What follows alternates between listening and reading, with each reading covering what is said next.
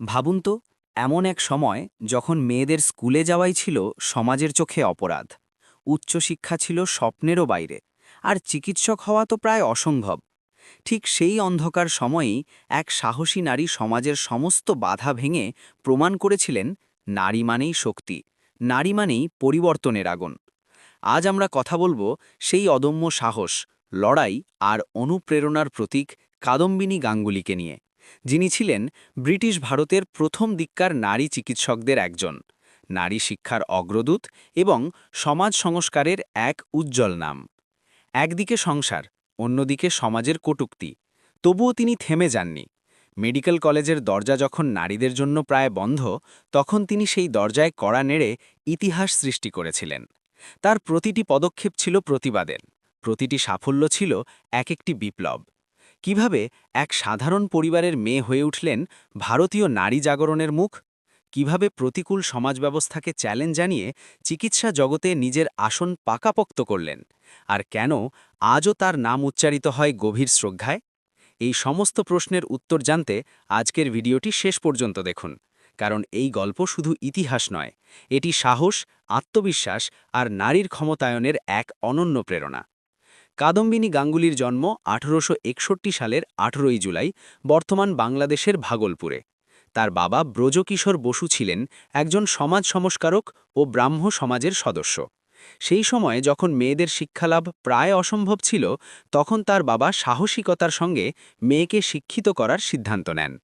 কাদম্বিনী প্রথমে বেথুন স্কুলে পড়াশোনা করেন এবং পরে বেথুন কলেজে ভর্তি হন। 1883 সালে তিনি স্নাতক ডিগ্রি অর্জন করেন।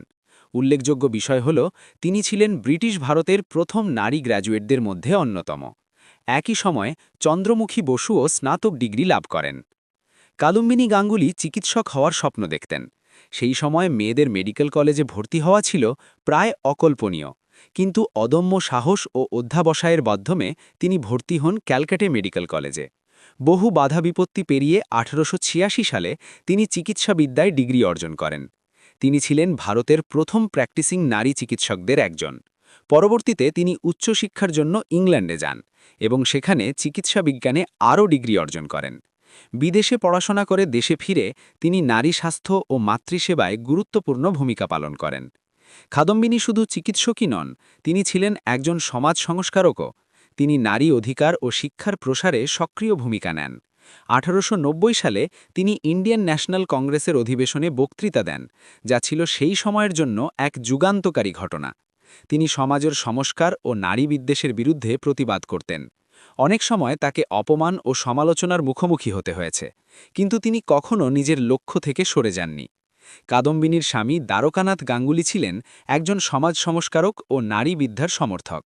তার উৎসাহ ও সহযোগিতায় কাদম্বিনী তার কর্মজীবনে এগিয়ে যেতে পেরেছিলেন। সংসার ও পেশা দুদিক সামলে তিনি প্রমাণ করেছিলেন যে নারী চাইলে সবকিছুই সম্ভব। কাদম্বিনী গাঙ্গুলির জীবন শুধু একটি ব্যক্তিগত সাফল্যের গল্প নয়, এটি নারী স্বাধীনতা ও সমতার এক অনন্য প্রতীক। তার পথ অনুসরণ করেই পরবর্তীকালে অসংখ্য নারী চিকিৎসক এবং শিক্ষিত নারী সমাজে নিজেদের প্রতিষ্ঠিত করেছেন। 1923 সালে তার মৃত্যু হলেও তার সংগ্রাম ও সাফল্যের কাহিনী আজও অনুপ্রেরণা যোগায়। যদি এমন অনুপ্রেরণামূলক ইতিহাস জানতে ভালো লাগে, তাহলে ভিডিওটি লাইক করুন, শেয়ার করুন এবং চ্যানেলটি সাবস্ক্রাইব করতে ভুলবেন না। পরবর্তী ভিডিওতে আবার দেখা হবে। ততদিন পর্যন্ত সুস্থ থাকুন, ভালো থাকুন।